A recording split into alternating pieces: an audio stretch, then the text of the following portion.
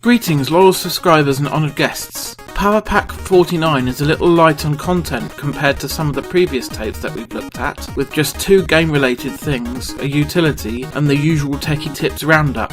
As long as the games are decent though, this could still be a valuable addition to our C64 software library. So let's get stuck in with the first item from side 1.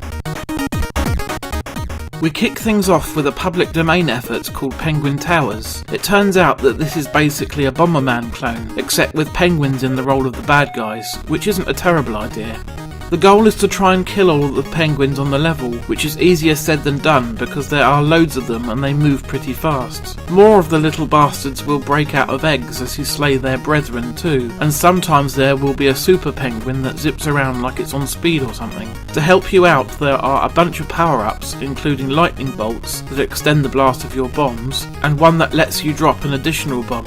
Fairly standard Bomberman stuff really, but very well executed. The graphics are nicely done, the music is great, and the whole thing controls very well. More often than not, the PD offerings on this tape turn out to be utter dross, but not this time. Penguin Towers is well worth checking out.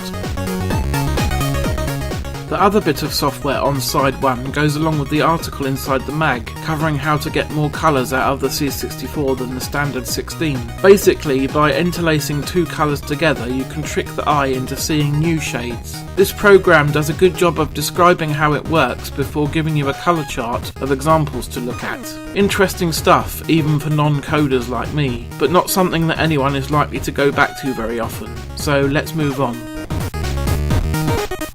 Side 2 begins with Fantasy World Dizzy. I've never really enjoyed the Dizzy series, but I know a ton of people did back in the day. I just never had the patience for the puzzles and the rather high difficulty for a nipper at any rate. I never actually played this one back in the day because by this point I knew how much I hated these games, though I did watch my friends play a fair bit of it.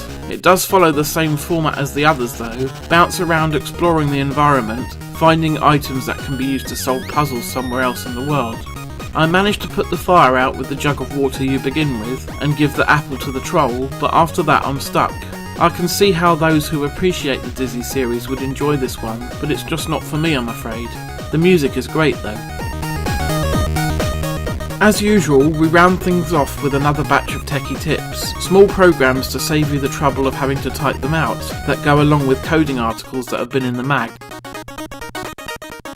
On the whole then, Penguin Towers was definitely the highlight of Power Pack 49 for me. It's fun and well made. The rest is either not much use for me or not my cup of tea I'm afraid. Just one more tape to go before Covertape Chaos goes on hiatus for quite a while. I'm not sure how long I will be taking a break from it, potentially until early next year or maybe just for a few months. I'll see how things go. Do make sure you come back for episode 50 in 2 weeks' time though. In the meantime, take care.